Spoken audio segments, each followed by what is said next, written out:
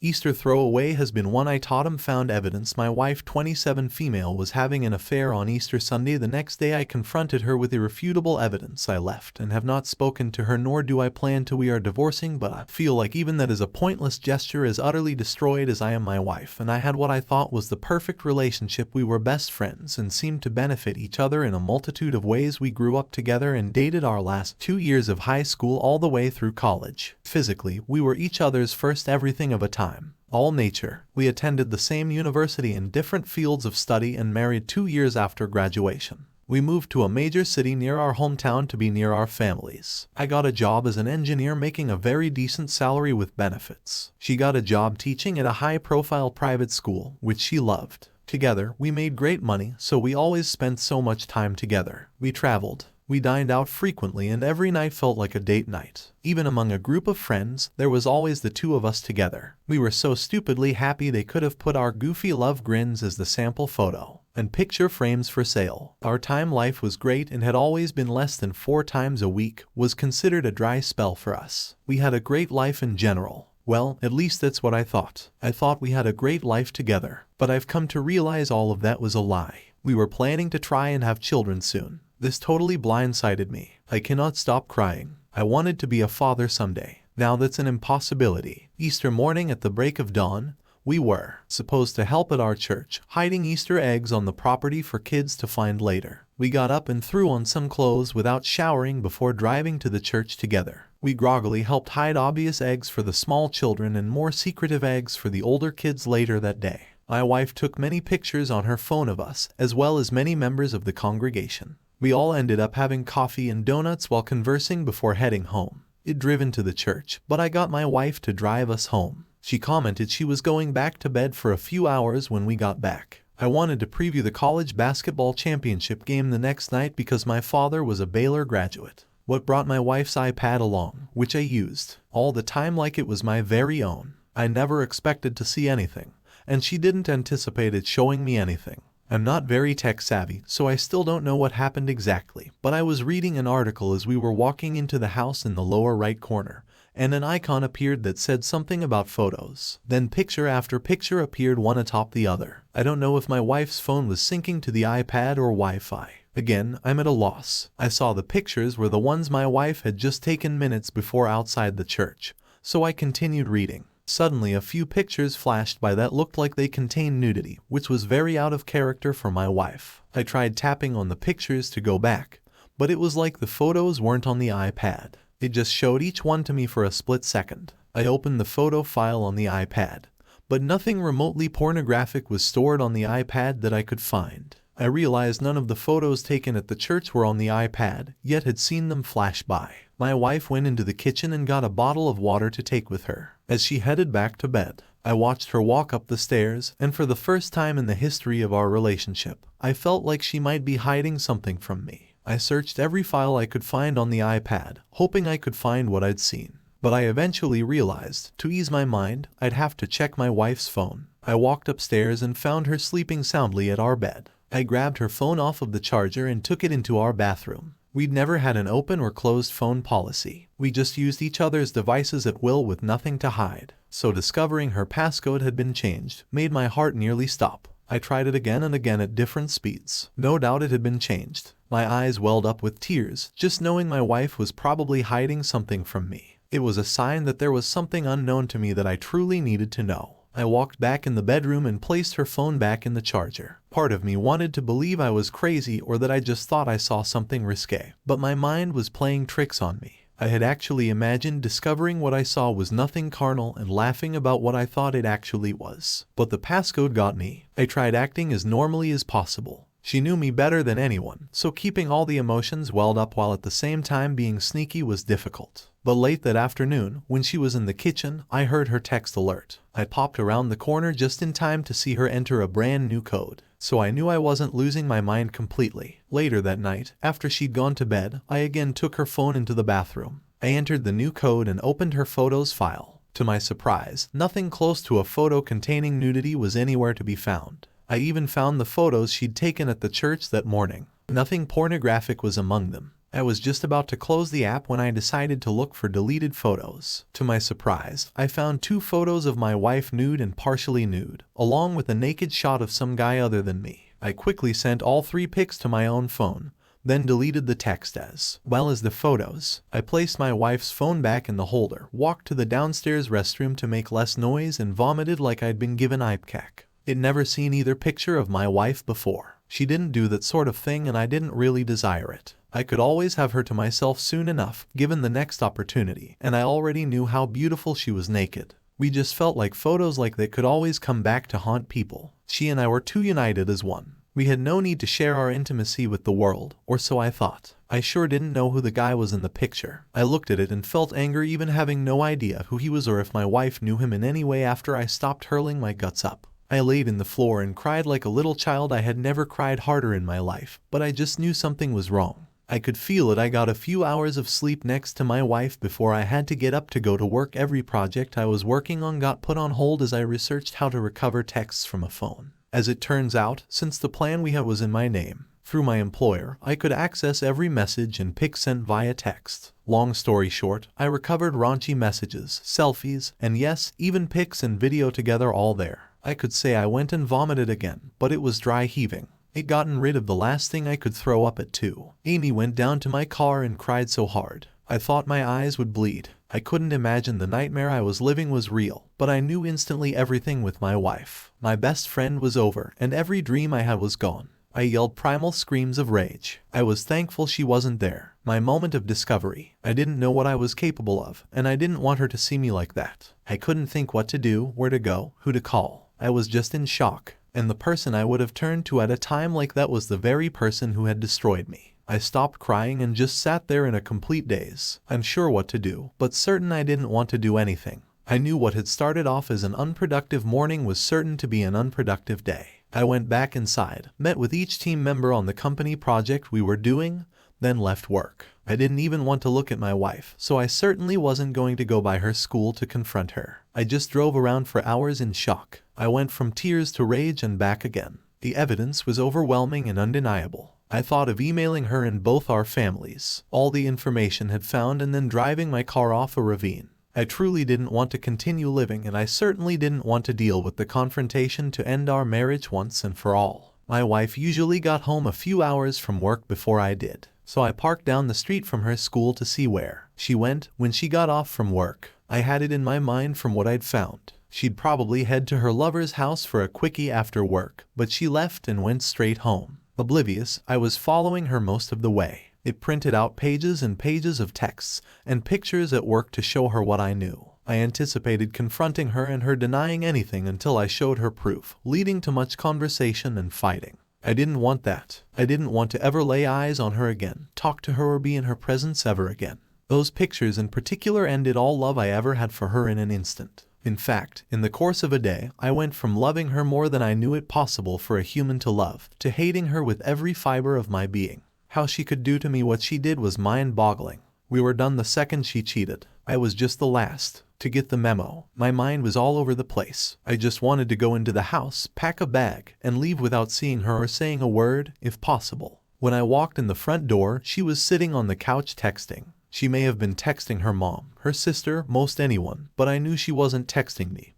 And that day I had learned the odds were high. She was busy doing more things that could cause me more pain. She smiled and noted that I was home from work early. I didn't say a word to her. I just walked down the hall into our bedroom. I got a suitcase out of the closet and began packing clothes for the work week for my stay in a hotel room. She came into the bedroom, saw me packing, and asked if I had to go on a sudden business trip. I stopped what I was doing, looked directly at her with a stare of absolute loathing, then continued packing. She walked up to me, asked me what was wrong, and placed her hand on my back. I recoiled from her touch like it just had some dead animal carcass filled with maggots. Touched me. I turned and yelled at her loudly to never touch me again before pushing her away. When she tried to ask what was wrong, I called her a disease-filled war that deserved to have a fiery hot poker inserted into her privates to keep her from procreating. She had the audacity to look shocked and hurt. That's when I pulled out the stack of papers and copied, threw them onto the bed, closed my suitcase, and began to leave. She sat down to look at the papers before I got down the hall. I heard her scream no before breaking down in tears and running to catch me. I made it out the door to my car and threw my suitcase in the back. She managed to make it outside before I pulled off. I extended my middle finger in her direction as I drove away. My phone started going off like a casino slot machine, so I just turned it off. My plan was to completely ghost her and let whatever steps needed to be done for divorce taken care of by my lawyer. I didn't want to know how they met, why it happened, and what exactly had occurred between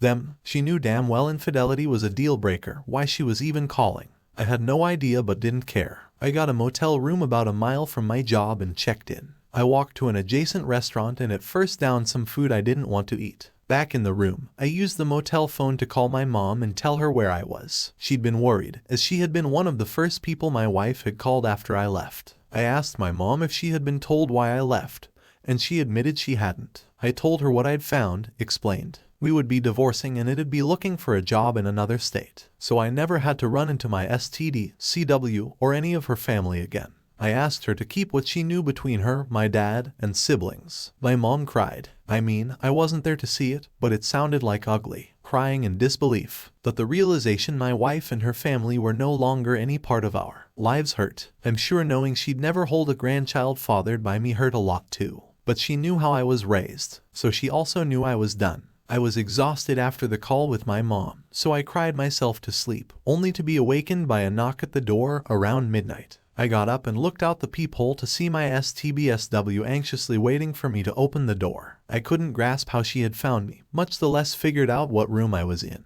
But I did not want to see her or hear her voice. After what she did to me, she lost any right to even look in my general direction. So again, I used the motel phone, but instead of calling my mom, I called the local police. I stayed on the line explaining the situation as they sent 2 officers. I watched as the police removed my STBSW from in front of the door and led her over to the squad car. Then one officer knocked on the door and I let him into the room. He assured me they wouldn't let my wife in and asked how I wanted them to proceed. I explained I wanted her to leave me alone, and I wanted absolutely no contact with her ever again. He and I filled out all the necessary paperwork for a restraining order. He made sure the row was what I wanted since it would limit me from being able to go back to my house on my own to get things without police court. I told him I never wanted to enter that house again. I was done with her and she could have it and the rest of our belongings. He got her to sign the row. I watched her and the cops drive away, then went back to bed for a few hours. I made it to work the next day. Everyone asked how I was feeling since they all thought I left due to being ill. I told them I still felt a bit under the weather and told them it'd be working in my office all day, just in case what I had was contagious. I called my boss and asked him for a good time to meet in my office. 15 minutes later, he was sitting across from me. I'm sure he was there to get an update on the project my team was working on.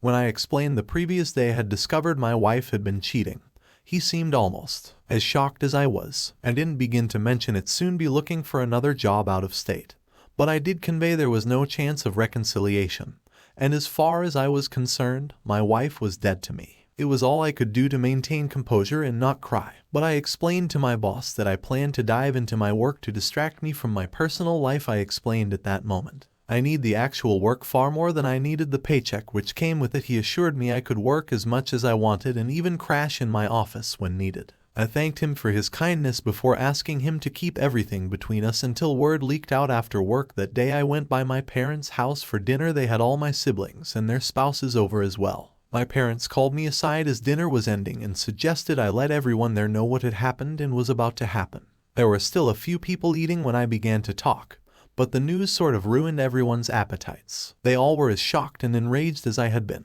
2 of my siblings had gotten calls from my ex when I left and had felt sorry for her. Both wished they'd known what was going down so they could have given her a piece of their minds. I assured them, and the rest of my family, I just wanted my wife and anyone related to her ignored, blocked from contact, and ostracized. I explained it wasn't her family's fault, that my wife is a worthless whore, and my wife had proved she was unworthy of any attention, positive or negative, sent her way. I then explained I would be looking for a new job in another state over the coming weeks. Some family members were angered. They weren't mad at me for feeling that is what I needed to do. They were mad my wife sinned and I was being punished by being removed from those that love and care about me. It didn't seem even remotely fair, I agreed. But the chances of getting every human related to her to leave the state out of shame wasn't happening. The next day I met with my lawyer for the first time. We live in an at-fault state, so the stack of papers proving infidelity was a welcome sight to her. I tried to approach that meeting with 100% logic and no emotion.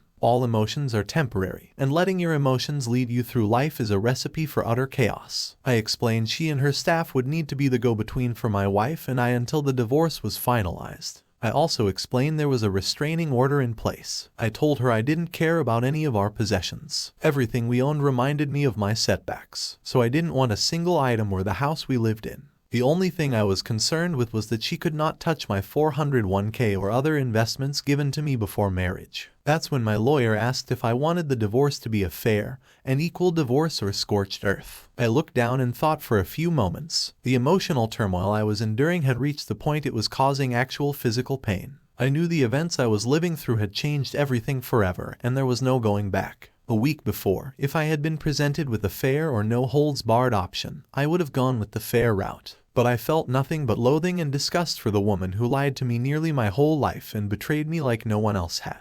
I instructed my lawyer to take every available avenue to make the divorce as painful as possible. Any item my lawyer managed to get from my STB for me would just go into a big bonfire after everything was finalized. But at that moment, I envisioned that bonfire being so large and bright it could be seen from space. I wanted her to go after my wife financially, and if they could figure out who the AP was, to go after him as well. My state has alienation of affection laws, which allows a person to sue someone who contributed to the end of a marriage in civil court. I told my lawyer if they discovered he is in a relationship to contact his partner. In short, I wanted to make everything hell on earth for them both. I wanted to convey to my wife I hated her beyond words, and I was out for blood. I wanted to destroy her life like she said, so casually destroyed mine and let the pieces fall where they may. My lawyer called me at work today to let me know my wife had been served, that her job. She asked me to come by after work to talk with the messenger they'd sent to serve my wife papers. Just knowing she'd been served and was grasping I would never be any part of her life again was enough. But I decided to listen to the messenger in the sole hopes he might tell me my setbacks jumped out of a window after being served. He and I sat in an office without my lawyer present, as he explained, had taken the paperwork by the school at around 10 a.m. He checked in with the front office as a courier,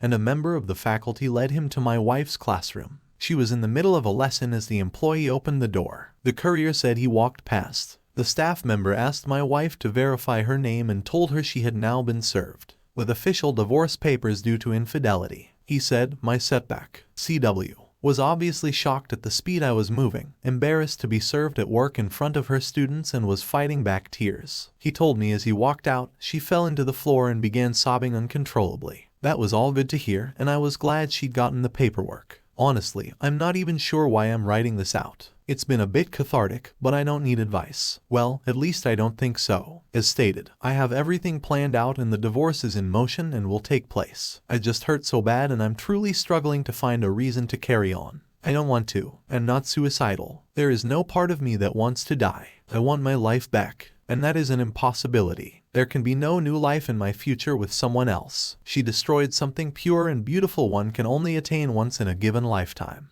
And despite her tears, she didn't even care. She took what we had and turned it to ashes with her infidelity. I'm struggling to envision my life totally alone until the day I die. And I don't want to go on. I hate myself for ever giving her a minute of my time, much the less years of my life. I feel like my entire life has been and will be a wasted life. Sure, I have a career and the capacity to move on, but doing it alone, the rest of my days is just overwhelming me. I suppose I need to explain why I said I will never be a father and will be alone from here on out.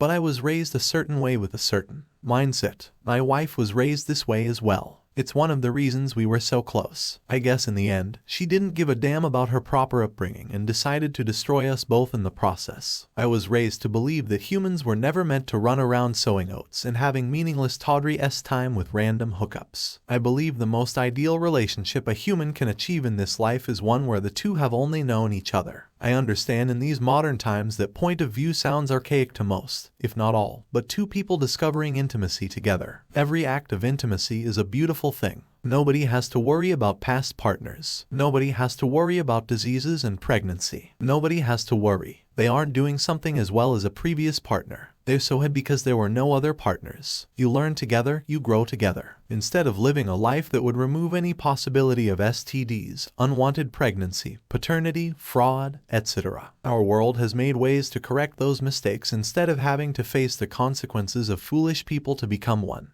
And nothing can come between them. Or that's what I was led to believe. That is the way romantic relationships were meant to be. But humanity has run away from that mindset. That's what my wife claimed to believe to me more times than I could count. I couldn't begin to tell how many times my wife claimed to be grateful we lived our lives the way we did. She said she cherished the fact that we could know each other in a way few people can anymore. I guessed it was all bullshit lies. But it doesn't even matter anymore. Because of that mindset, there can never be reconciliation. And there is no way I could ever view her as attractive after seeing what she was doing behind my back. 1,000 gallons of bleach in a pressure washer couldn't remove the disease. Infidelity, filth, she subjected me to. I view her as defiled, disease and dirty. A week ago, I could just think about my wife and get aroused. Now she could lay before me naked and ready, and my reaction would be to spit on her in disgust before again vomiting. And as I have known someone else, I can never have that bond with another human. I couldn't get a virgin even if I wanted to, because due to my relationship with my wife, I couldn't be what that hypothetical virgin deserves. I'm sure I will get some hate from various progressive readers who views time as something to do with random people for fun and list desk time as a hobby on their Facebook page. That's all fine and Smurfy. Opinions differ, and I know my viewpoint is far from standard anymore, but one man and one woman is the way it has always been supposed to be. My wife turned out to be a lecherous Jezebel CM dumpster, so that's my loss, and my own stupidity for choosing so poorly. I just don't think it's fair that I didn't commit the sin. But I'm the one who has to endure the hell of life the rest of my days totally alone. Edit those private messaging me with harsh messages about the words one man and one woman being homophobic. It was not meant that way, I meant it to mean to people. And regardless of gender, I do feel like two people in one lifelong bond is best. And I'm standing by that. But I'm not editing it after the fact now that it's been posted. So save your time messaging me trying to claim I'm anti-gay. What any two people do in the privacy of their own company is their business and certainly none of mine. I cannot stress enough. I don't care about anyone's time, life, straight, gay, whatever. I don't care. It's a major reason. I don't want to know any more specifics about my wife's affair. Edit to Luke 16:18. Anyone who divorces his wife and marries another woman commits all three, and the man who marries a divorced woman commits all three. Edit 3, final edit. I've been doing a good job focusing solely on work the last few days. I've made massive amounts of progress on the company project since all my time had been spent in my office. It seems stupid to pay for a motel bed when my office has a comfortable couch. I woke up this morning with every intention of getting further ahead on the project as well as begin my job search in other states. But when I sat down in my desk chair and saw the date on my computer, I had a realization that brought me to tears. Now I'm done. This is my wife's birthday. Obviously, I had zero plans to send her any well wishes, but it made me consider something I hadn't. That date will always